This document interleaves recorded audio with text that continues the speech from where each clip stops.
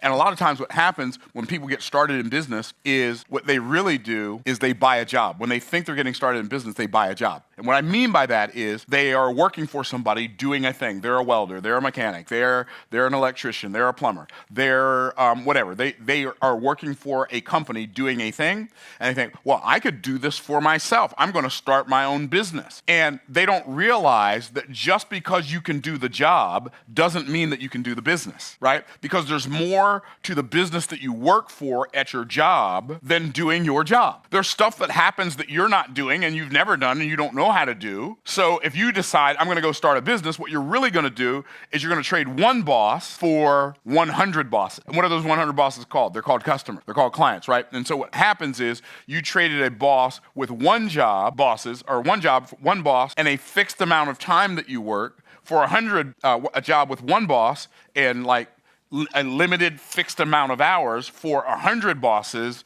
and an unlimited amount of hours. That's why solopreneurs, they make way more money than people who work for the man, but they have way less time.